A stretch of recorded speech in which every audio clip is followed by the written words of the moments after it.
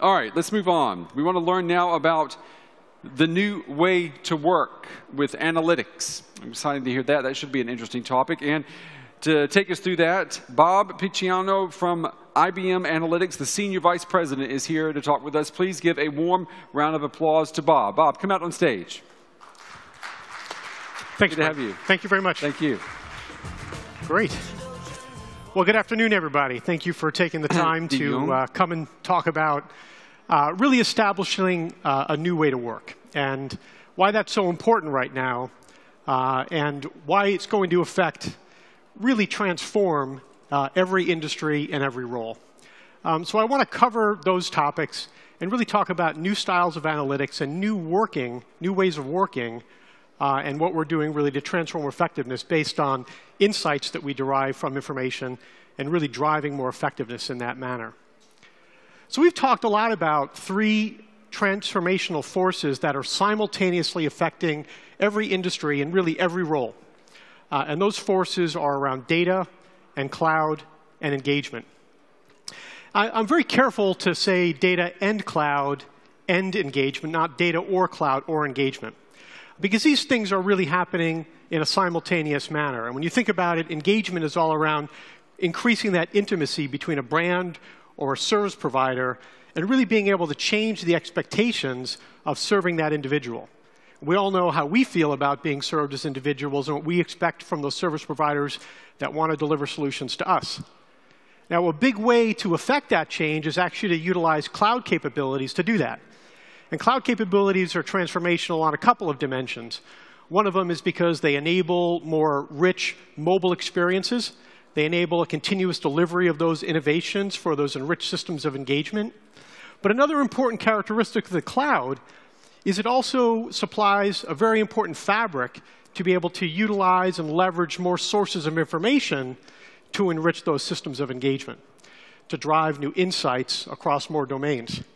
And so those elements of the cloud are incredibly important, along with their influence on really disrupting IT economics and allowing organizations to do more with less and be more agile in that delivery.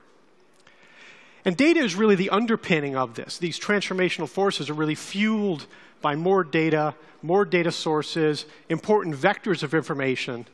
And in many organizations, what's happening is the important data is really being represented by including information from inside the firewall with data that we call exogenous data, data that's outside the firewall. That might be things like social sentiment data, Twitter data, climate data, demographic data, data from important distribution and suppliers, so that you can understand more of the characteristics of those individuals you're serving to reduce churn, improve loyalty. And I like to summarize it really simply when I think about these transformational forces. I like to think about it as data is the what, cloud is the how, and engagement is the why. So all organizations are looking to really increase that level of intimacy and knowledge and engagement that they serve. And that may be, by the way, inside of their own enterprises. It may be directly with their own employees, with their own partners, as well as serving their end clients or their end citizens. But data is the what, cloud being the how, and engagement being the why. So let's talk about a customer example in this context. Let's take one of our clients, a very, very large, famous media and entertainment company, who invests a lot of money in producing movies. And the way they promote these movies is they, deliver them into theaters as trailers. They buy important advertising time in sporting events, and they run these trailers. Now, these trailers can make or break these early days of release of the movie. And if the trailers are no good, then people called frequent moviegoers, which are an important cohort inside of the moviegoing community, can really make or break the success of that media production. And these things are, hundreds of millions of dollars of investment, so they have to get them right. So in this particular instance, they wanted to have the ability to tap into real-time sentiment of what this important cohort group, called frequent moviegoers, were saying about those trailers. What they say is they're sitting in theaters, what they say is they're sitting in their living rooms and watching those trailers. And in fact, we were able to help them by analyzing the real-time traffic and sentiment analytics to the degree that gave them so much speed and agility that they could think about re-editing those trailers and then putting them out there for the next media buy or for the next round of theater goers. So they would continuously optimize the effectiveness of those trailers for the day one opening and for the release of the movie. So a really important transformation in thinking about how are they improving that engagement with their customers, in this case moviegoers, to ensure that their investments are going to be maximized. They're going to get the return to their shareholders. They're going to be able to build a better franchise around the motion pictures. And ultimately, their customers are happy and their shareholders are happy. So data, even in an industry like media and entertainment, is really becoming the basis for competitive advantage. And we're working to transform ways in which analytics will really change this notion of providing a new way to work. And why is that so important? It's so important because of the abundance of new information and data sources that are being created and being self-generated, if you think. A lot of the backdrop of this conference, this being such an interesting confluence of consumer electronics and IT, a lot of the backdrop is around Internet of Things and about what the world is going to look like as billions and trillions of devices are being connected and generating information. It creates a sea of white noise, and it's very important to be able to extract the important signals out of that white noise. The previous speaker was talking a little bit about security intelligence, a little bit about it. We know a lot about security intelligence. And the important thing about security intelligence is to be able to understand what are the standard deviation of patterns that exist between peoples, applications, data, and infrastructure. And by understanding those normal patterns of behavior and interaction, you can understand when things start to look abnormal. And that's where you want to pay your attention, to find the needle in the stack of needles. So even in the security intelligence space, this ability to use new styles of analytics, machine learning, predictive analytics, and ultimately cognitive analytics will transform our effectiveness in those jobs. Now, a couple of years ago, IBM came out with a very bold vision around a new capability that we introduced called cognitive computing. And cognitive computing has really created a renaissance in artificial intelligence. And it's helping transform industries that had been previously untouched by IT transformation. Lawyers, doctors, right? Spaces where you really didn't think about the typical IT transformation taking root. Now, along with the cognitive computing, we said we're entering a new era of computing, the cognitive era, an era where you don't program these systems. They learn from the abundance of unstructured information in the world around them. And as they learn, they get smarter and they make better evidence-based hypotheses, they make better recommendations, and they can be transformative to a role or an individual. And we said this is the cognitive era of computing, and the previous era had been known as the programmatic era. Now, let me talk about this for a moment, because I think there's a bigger macro transformation going on. We are at a new inflection point. And if you really think about this transformational space, the previous era, the programmatic era, really delivered value from IT systems by allowing organizations to codify and digitize business processes, and then roll those business processes out for greater scale throughout their organization in the form of applications. It's what they did. They democratized best practice around a process. How do I conduct a transaction? How do I onboard an employee? How do I open a new account? How do I process a mortgage? And that was an application era. That was a process-based era. And that's where IT value was created during that era. And that era probably, apex, probably crescendoed around the ERP rollouts in the late 1990s and the early 2000s. But as we enter this new era, as we enter this new cognitive era, it really is about a whole new economy. And in that new economy, the IT value creation is based on the insight that you can derive from cross-application domain data mixed from information sources inside of your enterprise, as well as very important, relevant insights and information from outside your enterprise to gain new competitive advantage. And this is a fundamental shift in the way that you should consider computing. Am I prepared for this insight economy? Do I have the scale and the ability to embed predictive analytics, prescriptive analytics, cognitive analytics within the business process? So I'm not just thinking about new ways to automate what I do. I'm talking about continuous optimization of what I will do for my clients and building those new and rich systems of engagement. So a very important backdrop. And it also requires us to think differently about how we organize ourselves. not as a function of products and brands and things like relational databases and Hadoop systems and MapReduce capabilities, all of which we have, but to really think about the embeddability of these capabilities within industry solutions that are organized by industry and domain and delivering them out to transform these industries and roles. So in my organization, which is a space where IBM has invested about $24 billion over the last 6 years in organic and inorganic activity to build out this portfolio. And last year, this business represented for IBM $17 billion, growing at 7%. So number one in the industry and growing faster than the industry at large. With 15,000 analytics consultants delivering solutions for clients, we've organized in a new way to help with this industry-led transformation in the inside economy. An organization that focuses on industry and domain-specific solutions, one that delivers the platform both on the cloud and on-prem, based on open source and open standards, to build the broadest possible ecosystem and allow the broadest possible collaboration for these solutions, right? Extending into a consistent managed service experience across our Bluemix and SoftLayer cloud environment. We launched the Internet of Things division for really being able to transform this great opportunity around putting in more intelligence, more security, and more insight from interconnected systems and machines.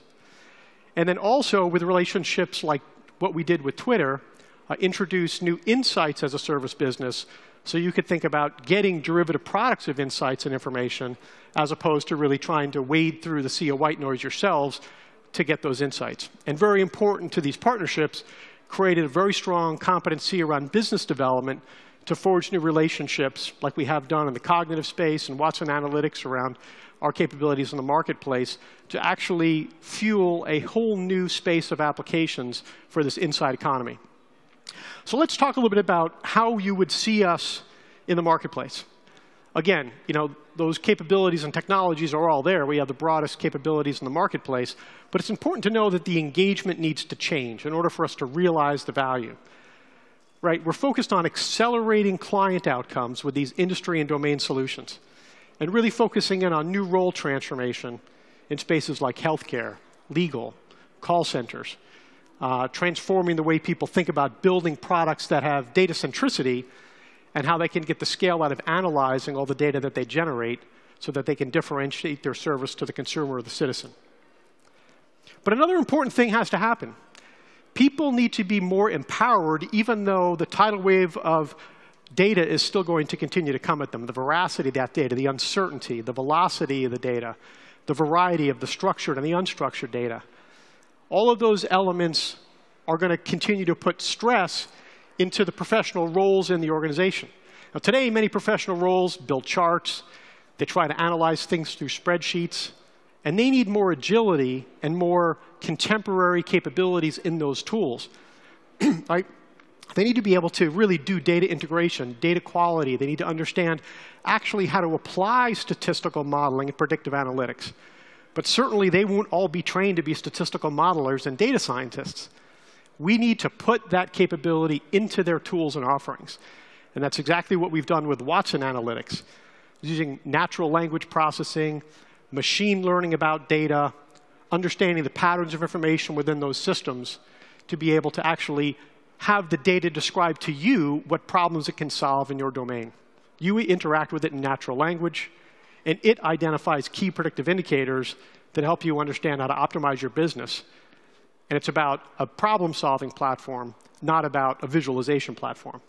And then really transforming delivery in those systems of engagement by leveraging cloud and mobile and social computing to turn the me into the we and create greater effectiveness and greater scale and greater impact. And a great personification of that is the landmark relationship we did with Apple last year to really think about delivering new mobile applications that are transformative in the cockpit of a plane, right, in the halls of a hospital, in the supply chain for demand optimization. So let's talk about another couple of client examples here. I mean, here Tesco, very famous grocery, with 30% of the addressable market share, really trying to think about how they optimize their physical spaces in addition to how they optimize their loyalty programs. What products do I need in the store? What are those products that are perishable? but also how to optimize the storage and distribution of those products. And by starting to collect information, they realized they had huge anomalies across 30 specific stores where refrigeration temperatures and storage practices varied greatly. They didn't do that with process optimization. They did that with insight optimization. And they identified better ways to actually save energy and improve the yield from those perishable crops. And by the way, if you've ever studied grocery stores, you know the #1 influencer of client satisfaction is the freshness of your produce. Not the box goods, not the availability of your liquor supply, but the actual freshness of those perishable elements. So it improved client loyalty as well by giving them greater insight into how they were preserving one of their most important brand differentiators and delivering to the client. Another one here, Petrol. A very interesting case where Petrol, who is a gasoline and retail chain, really was trying to leverage the increased profitability of their retail stores in addition to supplying gasoline for distribution and transportation. And what they needed to do is understand the behavior of the customers that were coming to their stations so that they might better serve them when they come into the store by delivering retail products or services. They needed to really shorten the synapse between a transaction at the pump and understanding that customer's loyalty and purchase preferences when they come into the store. And in fact, they needed to do it in near real time. So in this particular case here, this customer who did their transactions on System Z, they were able to utilize our capabilities with Pure Data for Analytics as a hybrid architecture so that in real time they could analyze and understand the market behavior of those loyalty customers as the transactions were occurring in near real time. So by the time they walked from the pump into the store, the clerk at the desk knew them. They knew what they liked. They knew what recommendations to make. They knew what they had purchased in the past. And they were able to improve retail performance in a higher profitability segment of their brand performance, shortening the synapse between transaction and insight, and leveraging their existing infrastructure to be able to do that. So let's go back to those aspects of the roles. I talked about this capability in Watson Analytics. It's a very important cloud-based continuous innovation platform, again, which is more transformative in the marketplace to business professionals who are solving problems versus the current suite of products that are in the marketplace, the crowded list of competitors that really just think about different ways to help you present a graph or a chart. This tool uses sophisticated machine learning and some theories around the interestingness of data to understand what problems can be solved with the data. And by the way, as I combine data from different sources, something that we do every day, and when we think about the most complex problems, most clients actually combine near to 200 data sources to solve an enterprise or organizational problem. This tool will make the recommendations to you or automatically implement ones that say, this column is sparsely populated. You shouldn't use it. It'll decrease the quality of your insight. You know what? We noticed some standard patterns of deviation in this column where semantically the data should mean the same thing, but it's described differently. Should we update that? Should we change the discovery and annotation in that data? It guides you through the process. So it starts with a better data quality platform without having to think about building a data quality infrastructure in order to get those insights. It's all done in the cloud by Watson Analytics. You interact with it in natural language to say, show me profitability from our market assessment. And then it shows you with this new patented bullseye chart, what are the most relevant statistical predictive indicators that affect that desired outcome that you're seeking to achieve. So if you had $1 to spend, where would you spend it? Closer to the bullseye. Sometimes the bullseye is a combination of two factors that you wouldn't even thought were combined. Like, for instance, when we started talking about some of the insights that we derived out of the relationship that we've had with Twitter in only a short window, we identify interesting correlations that the telco churn of subscribers increases when the weather goes bad. Who would have thought? Interesting insights that the data can learn and tell you versus you having to tell the data.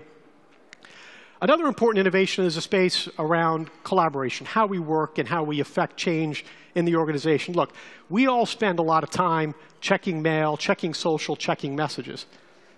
As a matter of fact, the average person checks their inbox about 36 times an hour.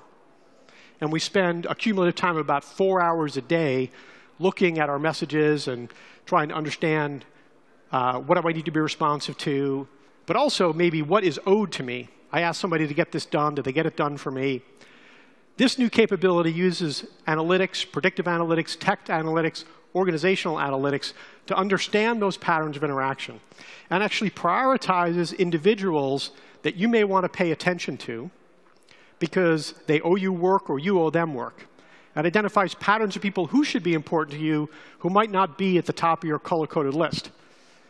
It also identifies and shows you, using organizational analytics, how you might think about interacting with communities that you work with. And all of the standard things, moving from what's locked into your box and being able to collaborate it using more social capabilities like communities and blogs with simple one-click pop-up interactive dynamics. It's a web platform, it's a mobile platform, it's powered by the cloud, and it's powered by Watson. Now, we think about much of this tidal wave, finding the needle in a stack of needles, the sea of white noise. There will be no other force like that of the Internet of Things. I like to really think about it as the next ripple, or maybe tidal wave, in a cloud transformation. The first wave of cloud transformation was about disrupting IT economics and really changing the way applications could be composed and agile systems and services could be delivered to consumers and customers on a continuous basis. The wave after that was really all about mobile. How could I take those rich services and really transform systems of engagement? And really mobile and smartphones are really made more powerful by the cloud. And the wave after that is going to be this Internet of Things wave. More variety of information, fast moving. You need to be able to really collect the information in a secure way. You need to secure the device itself, and then to be able to analyze that information. What are the important insights? My movement pacing back on stage and forth is certainly not important. But if I had my smartphone in the pocket, it would be generating, accelerometer data on a constant basis. Is that what's important? Or is the space-time box of me being in this room what's most important? How do you aggregate that? How do you get that insight? How do you know when my movement is an important movement versus just, an irrelevant movement that's going to occupy space and time and storage space? Being able to filter out what's not important and focus on the important signals are an important discipline in analytics. And those are some very capabilities that we have put already into our IoT fabric that runs on the IBM cloud, along with real-time predictive analytics, space-time boxes, toolkits that come out of the box on ARM devices, and being able to really transform many industries, whether it's manufacturing, industrial, healthcare, personal health and safety. We're just getting started in this space. Very, very exciting space for us. Let me talk about another example. I'm going to talk about another customer examples here, and I think that's about all I have time for. This is a story about the airline industry. And in the airline industry, it's a very competitive marketplace. But the #1 influencer and the #1 cost component on the airlines themselves is fuel. It is the #1 cost component. It's what they spend most on as they operate in their markets. And so when you're spending money on fuel, it's very hard to differentiate your brand. When you think about it, it's very hard to get operational leverage. Because the passenger sitting in the plane, in the fuselage, is not looking out the window and saying, boy, I'm glad it's a petrol truck filling up the plane today. I feel really good. My brand experience on this air on Lufthansa is fantastic because it's a petrol truck. They don't think like that. They're thinking about, where's my pillow? Where's my pack of peanuts? When do I get asked for a drink? But as the margin performance is very, very tight in this industry, they're looking for any competitive advantage. So an innovative supplier like Pratt & Whitney creates a new technology called the gear-driven turbine engine. What's important about the gear-driven turbine engine is that it's 16% more fuel efficient than any other turbine engine on the marketplace. That's 16% that drops to the bottom line. 16% improvement on operational income. Where could you spend that 16%? If it's your largest component of cost in differentiating your brand, lots of places. But along the journey, this is a very sophisticated piece of new engineering and new materials to be able to get that efficiency yield. Along the journey, Pratt & Whitney runs into a problem. Environmental, operator, and material science set of problems. So over a 2-year window, this engine, which has about 5,000 sensors on it that generates about 1 terabyte an hour of data, they run into a problem. They had heard us talk about our capability in predictive analytics. And they said, you know, IBM, if you're so good, we have 2 years worth of data. If you're so good, we're going to give you 18 months worth of that data. And guess what? We're going to give you the first 18 months. And if you're so good, you predict for us what happened in the last 6 months. And if you're accurate, you'll be our partner. We got 97% accurate in predicting what happened in that last 6 months. So think about that. 2 years into the future, 97% accurate on what was going to break, what was going to happen, what maintenance needed to be supplied, when the engine needed to come in for service, when it could be left out a little longer. You think about that in terms of operating impact. It enabled them not just to think about a better supplier position, but to transform their very market by thinking about leasing their product at a more competitive price and sell power by the hour instead of just thinking about transferring a capital asset from their books to one of their suppliers. Amazing innovation, and we're just getting started in the Internet of Things. Another important space of transformation, I mentioned at the beginning of the talk, when you think about industries that have been transformed by IT, you think about financial services. You think about telecommunications. You think about insurance. You think about retail. But one that we know hasn't been transformed to the degree necessary are ones like healthcare. And as genomic medicine becomes more available and more affordable, and as a new research paper in this field is published just about every 3 minutes, the professions in this industry are overwhelmed with data. And by the way, it's very difficult to train these professionals.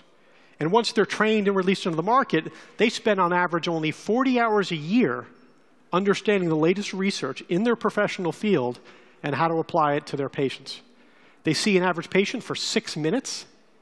And in that 6 minutes, they're trying to understand what's happened with the patient, what's the best diagnosis and therapy treatment, and how do I get them on the best path to both heal and continue to be a productive member of their family and of their community.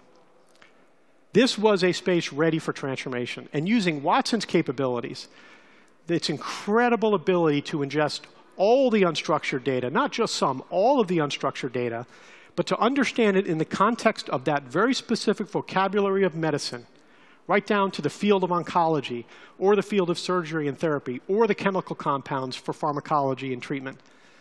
And then identify, not through search, but through learning about the relationship between the meaning of those passages and that medical or legal vocabulary, and what to recommend as an evidence-based hypothesis, or what area of the field of medicine to now invest into because it's been underexplored.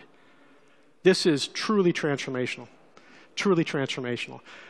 But one of the important things we did is we launched this not just as a single solution for a single industry, but we launched it as a collection of APIs available in the IBM cloud so that new organizations, new companies will build their own applications with their own fields of unstructured data to transform their industry and role by using cognitive capabilities. And they've done things that we couldn't even dreamed of. A whole new startup was launched around travel and transportation by one of the key innovators in the market, Terry Jones, who founded Travelocity and Kayak. And he said, you know, I was the guy that disrupted the economics in travel and transportation, but you know what? When I did that, the industry lost an important element, which was the travel agent, the person who had the local knowledge, that understood about the local restaurant, how good the hotel was, because they stayed in that room. And we created a separation that has not yet been bridged, but using cognitive capability, he believes now he can retransform the industry to provide that value, that personal concierge, in addition to being able to leverage the new economics that he's helped sponsor through his prior innovations. But you think about this in the field of being able to explore legal precedent, regulatory mandates, regulatory posture, and even just the simple call center. Being able to get the best expert with the best patients, somebody who understands your longitudinal path, not just through one set of calls, but through the entire journey of yourself and that brand. This is the type of transformational power that these new analytics will deliver during this inside economy, and we are very, very excited to be powering this new way to work. I thank you for your patience. I thank you for coming to the conference, and I bid you the best on your journey during the inside economy. We'd love to help you along the way. Thank you.